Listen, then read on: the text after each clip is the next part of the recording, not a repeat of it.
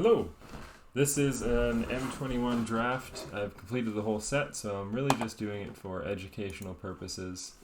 The format seems pretty figured out. There's a couple really good decks. You want to play red. Red's the deepest of the colors. You want to play red-blue. You want to play red-white. Something red. So hopefully we get past a bomb rare. Let's see what goes on. It's myself and Skadoosh. He's hanging out. He's another MTG content creator. Hello, Skadoosh. Hello, Super Sam. Oh man, well, what did I say? Let's get past a bomb rare. We got past Volcanic Salvo. It's just a guaranteed 2-for-1. It's pretty easy to get enough power on the board to make it castable. Our other options are going into the best colors with Alpine Houndmaster, going into third best color with Roaming Ghostlight. I think it's probably Salvo. Keeps us open to either being red-white or red-blue. I've been pretty happy with Salvo. It doesn't feel like an 8-mana card at all. I've been seeing people just like pass it super late though. It is a 12-mana card, right? And you have at least one creature in play at all times. Pretty much. This format is pretty top decky. There's not many value generation engines, unlike something like Theros. Theros has like infinite value. I don't ever run out of cards in hand. Oh, Sanctum of All. So we have a couple options here. Maybe Sanctum. That might be kind of fun. Never Sanctum. Well, we could, if we pick Sanctum, we could go the Shrines deck, which I haven't done, and it'd be good content. Would be very educational on what not to do. So, best card in the pack is Basri's, followed by Lore Scale if you're in those colors, followed by Pride Malkin. Red-white is good, and this puts 4 power on the board for Volcanic Salvo. I think we just go for the Basri's Acolyte. Yeah, if Acolyte wasn't there, I would consider just taking Hobblefiend as an on-color card. Yeah, Hobblefiend's a great 2-drop. There's not many. There's like one card that deals 1 damage. The rest of the cards deal either 2 or 3 or 4. Speaking of, this is the only card that deals 5 damage. Definitely want to pick this. Someone picked a common over it, so that's a good sign for us. It's a really good sign for us. We're also passing a bunch of Ghostlights, so our friends on our left here, these guys, are encouraged to go blue, which is nice. Now, okay, so we have Bozer's Acolyte plus Goblin Wizardry. Solid combo. Goblin Wizardry also really helps make Salvo cheap. Yeah, for sure. Works with this card. It's just a great card. Other really good cards in the pack. Grasp of Darkness is phenomenal. Funny thing about Grasp is you have to play the worst color. So no, pick Grasp. Truffle Snout has really been impressive to me as well. These 2 cards, really you just want to have a really solid, like, you want to have solid 2s and solid 4s, and then your deck's good. Well, I see a solid 2 and a solid 4. This card has not been impressive to me. We really want to be aggressive. It's not even been good for me when it's good. Yeah, the Flyers get killed easily. This guy gets killed easily. Gale Swooper, probably a pick here. Makeshift Battalion goes in the deck as well. And then Sure Strike. Yeah, Sure Strike goes in the deck. Pick 5, though. If you have a creature to pick over top of it, easy creature pick. Yeah, I think, and because I have 2 4-drops, I'm just going to go for the Makeshift Battalion, being a solid creature. Bone Pit Brute, it's a card I reviewed. It's pretty solid. Just a big menace guy, but the format has proven to be too aggressive for that card to be readily played. Okay, so now we get offered a kind of interesting pick. We have 2-drop. Probably subpar 2-drop unless we have like 3 or 4 Magmuts, Chandra's Magmut. We have a pretty solid 1-drop. This card I feel like was undervalued by a lot of people, but it kind of did the growth. It's one of the only mana sinks in the whole format, and when you have nothing to do, like you do a lot in this format. It's a good place to put your mana. You're gonna pick that over Weird? Yeah, I'm not a huge fan of Weird. Weird's great, but I think that I want to get a little bit lower to the ground. I think that usually Weird gets to be a 3/3 in this deck. Weird's very good in red-blue, but in this deck, rarely does it get bigger than a 3/3 or a 4/4. I really liked Weird there. Well, I think it's close. That was probably my second pick. Now we have Griffin Airy. Interesting, we have a little bit of life gain synergy. We could trigger Griffin Airy with just this one card. Definitely not enough to run it, though. Legion's Judgment is a worse Swift response, and this is a bad 2-drop. So I kind of want to just go for the Swift response. You actually have 2 lifelinkers, but the pick is still Swift response. Yeah. There we go. Oh man, so Goblin Arsonist, not actually a terrible 1-drop. This guy kills a lot of the 2/2s in the format. It deals with the best card, the Baneslayer Angel of the format, and it's not Baneslayer Angel. It's the 3/1 that gets indestructible every turn. The Baneslayer Angel of the format that has Baneslayer Angel. Yeah. I like Dub. We have a Anointed Chorister. This guy has just proved to be a 2/3, especially Dub in these kind of has decks. overperformed in M21 compared to other sets that have had it. For sure. Kinetic Augur, kind of neat. We already have 2 4-drops. It works well with Volcanic Salvo. We can often find ourselves with things like Goblin Arsonist in our hand or Swift Response in our hand late game. Legion's Judgment might be the pick too, but I think we'll be able to pick one of those up later. I like the uncommon here. And it cuts people out of red. Crash Through is a solid card with, they're there. Goblin Wizardry. And we'll go for Pitchburn Devils. This card... Very interesting that the Ghost Light went that late, but we're already too committal. Yeah, I think maybe we just have too much good stuff in both colors. Staunch Shieldmate, not terrible. Solid D. And Pitchburn Devils is a C-. We'll let our opponents go blue. Go blue, opponents. Yeah, so for anybody who watches this video, this is a strat that Super Sam has pushed, where you effectively pass the cards and take the lands to try and feed your opponents into the stuff you not want him to pick. Yeah, it's patented. Patent pending. I do like that. I think it's fun. I don't know if it does anything. Definitely doesn't do anything in the bot draft, but you know what? If I'm playing with Slycon, he's going to be happy. Magmut versus Secure the Scene versus Vern Wingmare. Black's the worst color. This is a very good black rare, though. Pride Malkin's also pretty good. We could have had a pretty solid green-white deck, but our red deck is also good. Ooh, this is an exciting pick. We have Selfless Savior. That's a 1/1 that sacks to become gives target creature indestructible.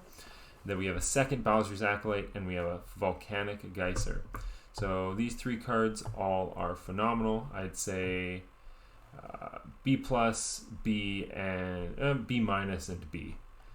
I'm still going to pick the Bowser's Acolyte. We're going to want to have some smaller creatures here, but it's nice to see both of these cards getting passed my way. I definitely like Acolyte the most, because we already have decent removal, and we don't really have anything super important to protect. This one is more interesting than the last pack, because are you supposed to take a Gadrak, or are you supposed to take a premium removal? Yeah, so one of the best cards in the format. Are you supposed to take a 2-drop that searches up Alpine Watchdogs? Yeah, so this guy's good in our deck. We've seen one... we can assume people are cutting Watchdogs, so we don't really want to pick this guy. Gadrak is going to leave the pack. I think it's probably Dragonfire over Gadrak. Gadrak's really good, though. I don't hate Gadrak here, but you can never go wrong with the Dragonfire. Yeah, I'm going to go for Dragonfire, I think. Okay. Now I'm a little bit into pack two. So it's very difficult to get 2-drops in this format, especially when you're playing red white, which is kind of the most played color combo. So just picking up a Daybreak Charger over the second Goblin Wizardry. Goblin Wizardry is good. It's a win con of the deck, but we have one 2-drop, and we're pretty deep into the draft. Let's pick up every 2-drop we see. And Charger goes super good with 2 1-drops and 2 Bosri's Acolyte. For sure. Now this is another phenomenal pick for us. We get given a very solid Siege Striker, double striker that can get bigger with Bosri's Acolyte, can get bigger with Dub. You can do some crazy combos with Dragon, Fire, and Souls here. We have Havoc Jester being a 5/5 for 5. We don't have any sack outlets yet, but it's just good. In this format, it's difficult to deal 5 damage. Very difficult. This is the only card that does it. And then we have Chorister, or these guys. I'm really feeling scared about my early game. I'm going to pick a Chorister. That's my pick. Over the. I have a soft spot for Havoc Jester, so I would have taken Havoc Jester there myself. He's pretty solid. Yeah, he's a very good card. Now we'd probably take the Havoc Jester, but we're actually pretty excited. We got another Daybreak Charger to throw in these Anointed Choristers to gain us life. Charger Chorister's deck archetype. Oh, instants and sorceries. What do we have? Volcanic Salvo. Soul Seer, Scorching Dragonfire, Crash Through Wizardry. Actually gonna pick it. I think it's better than Pitchburn and Turret Ogre. I think Turret Ogre is probably better, but we have four drops already, and this is kind of like a late game bomb. Oh, nice. Well, this is something fine. Waker of Waves. Pick the whale. I like a whale. Put a whale in the deck. So now we get offered Crash Through versus Defiant Strike. I'd probably pick Defiant Strike. Crash Through makes all my guys trample, but that doesn't seem super relevant most of the time. I don't have any huge creatures. I'm kind of low to the ground, and Defiant Strike can help my guys trade up early, which is super important for aggro decks. And I presume you just said that you have enough removal to not even consider Judgment? Yeah. At this point, I'm just going to be picking uncommons for Vault Progression. Everybody around me has already decided what colors they're playing. Yeah.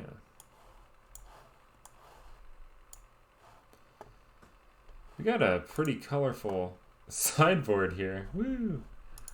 So, blue would have been a crazy deck for us, but we get, I believe, one of the best 2-drops in the format with the Chandra's Magmut. Now we're up to 4 2-drops, which is pretty much what we're feeling pretty steady now. Really crazy take. You picked the blue-red dual land, and you have a lot of spells. Maybe you could have played Stormwing. Maybe. If there wasn't a solid 2-drop in the...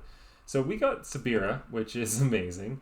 Just a phenomenal card. It can make our Choristers unblockable. It can make our Magmuts unblockable. This pack has a lot of juice. Oh, yeah.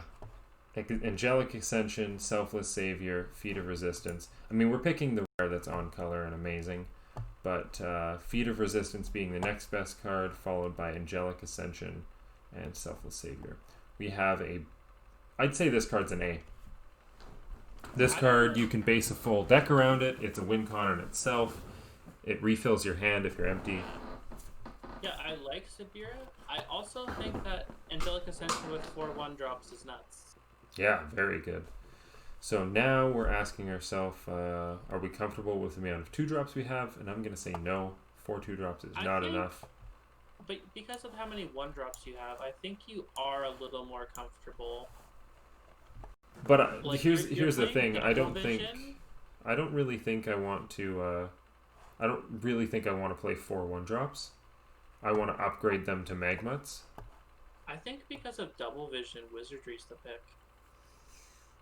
It's an interesting take. I think I'm probably going to be cutting Double Vision. Just because of how consistent my early game went. Wow. We are incredibly aggressive. We are begging for a Pyreling to be passed to us. Yeah, so with this many 2-drops that are solid and this many 1-drops, Dub becomes incredible. Ruined Halo's also solid. Fear of the Bitten's not bad. Turn to Slag isn't bad either. Just curve out. Yeah, but we got the Dub. Well, oh my god. We did it. Chandra's Pyreling. So, reading this card, whenever a source you control deals non-combat damage to an opponent, Magmuts, +1, +0, and double strike.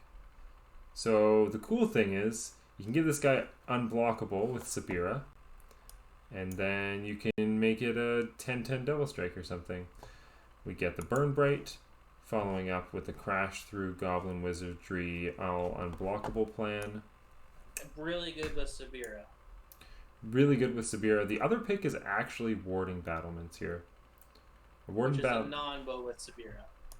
No, you can make your creatures unblockable pre-combat. Oh, true. But I think Burn Bright because of the Wizardry. Yeah, spells matter. Yeah. Don't think we're running Revitalize or Hellkite Punisher. Taking on coming. Look how open blue was. It's pretty crazy. Holy crap. Maybe we'll play a Gale Swooper. We picked up the Goblin Wizardry. This is pretty solid. Shipwreck Dowser went around the whole table. Crazy. Well, we feel pretty open though. So like we did a very good job of cutting red-white, right? Like we've been past, these 4 players aren't playing red-white. Maybe this guy is. We didn't see like the pack that had the Feat of Resistance, the Ascension, like none of those cards came back around. Yeah, I assume these 3 may be red-white. This guy isn't. And you know what? I might just be speaking out my butt, but it's 60 gems and everything. Heck yeah.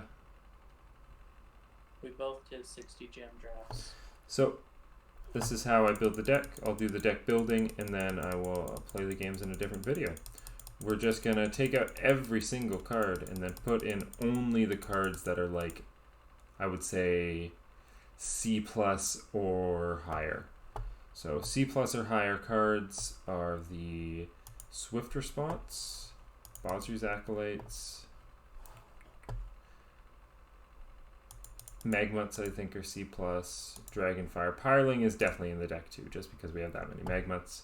Soulseer, Sabira, in the deck right now, Double Wizardry, and Volcanic Salvo. So like with our really good stuff, we're already very, very red. We probably can't go mono red. We definitely need... Actually, we have...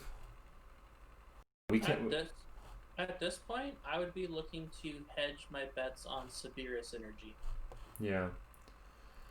So, Choristers, very good. We actually don't need them. Maybe it's Burn Bright, probably Crash Through, probably the Defiant Strike.